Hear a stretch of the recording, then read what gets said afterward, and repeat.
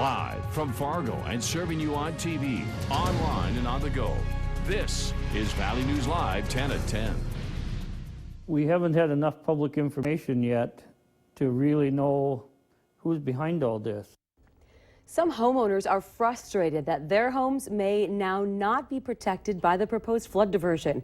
Good evening and thanks for joining us. The Minnesota DNR recently released a draft of its environmental impact statement, but is required to have an alternative option. And the Northern Alignment alternative has many people worried because it would push the diversion project back at least 4 years, cost tens of millions of dollars more, and dozens of more homes would need to be bought out. And Valley News Team's Cornelius Hawker talked to people who are urging property owners to reach out to the DNR now and express their concern before this Wednesday's deadline.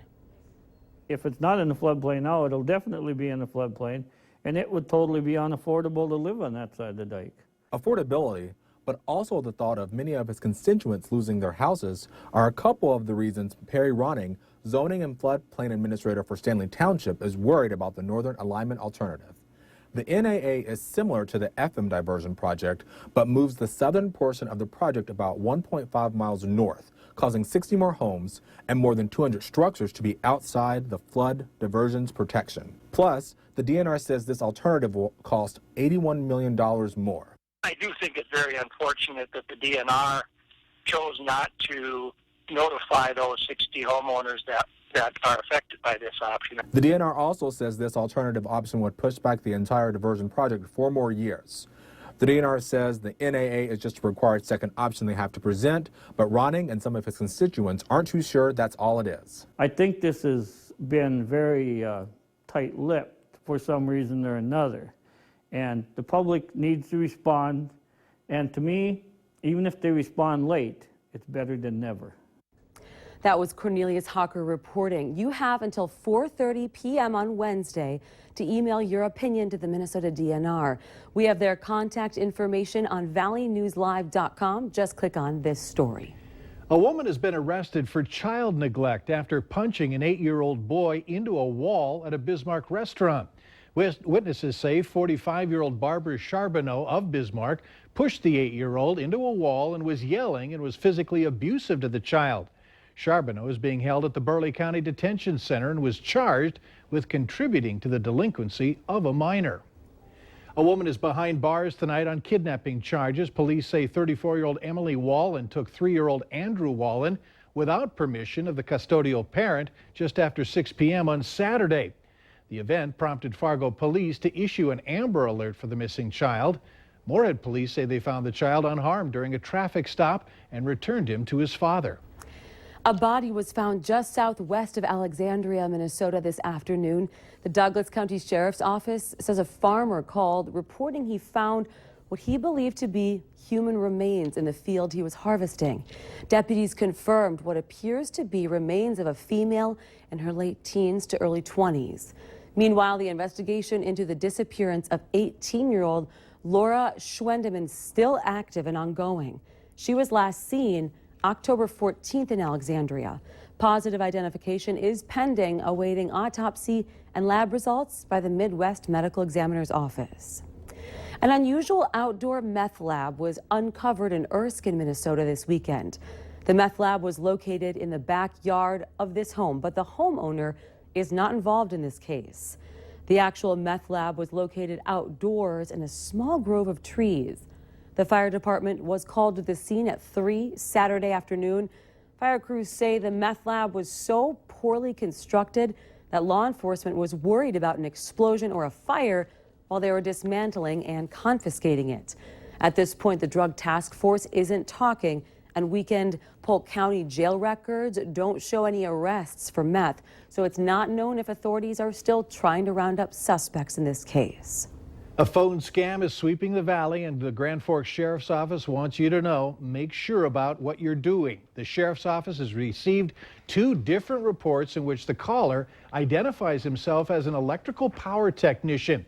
And if they didn't provide payment within 45 minutes, power to the residents would be shut off. If you've received a call like this, Grand Forks PD wants to know about it. Just give them a call. The phone number is on your screen, 701-787-8000. Many in the Valley will be voting on school referendums very soon. One referendum that taxpayers will decide on in just 3 weeks will be in West Fargo. The West Fargo School District is asking for $98.1 million for a variety of projects. The district's looking to build 2 new elementary schools and add an addition to the West Fargo High School, build a new hockey rink and swimming pool. And Valley News Live wants to clarify, a yes vote will not increase your property taxes, according to the school district.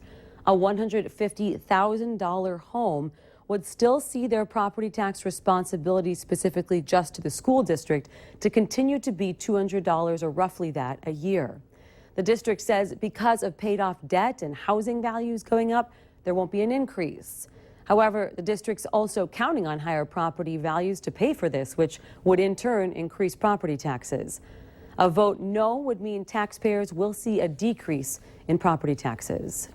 And many residents wanting to vote for Moorhead School's November 3rd special election can cast an absentee vote.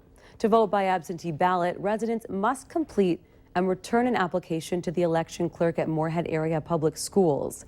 These ballots can be requested until Monday, November 2nd.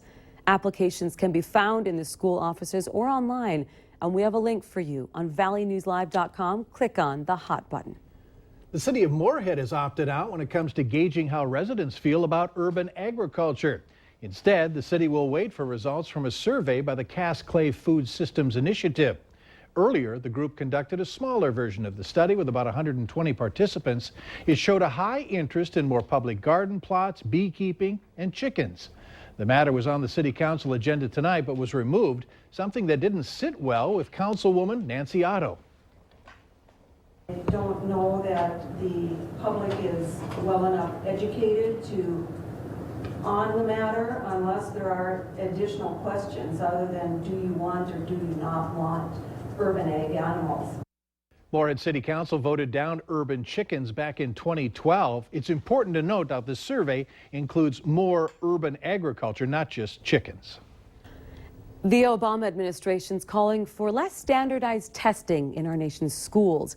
It's a move that has strong support from several educators. Growing concern about the emphasis on standardized testing in public schools has the Obama administration calling for new limits on them. Educators gathered today at the White House, meeting with Education Secretary Arne Duncan to discuss the way forward.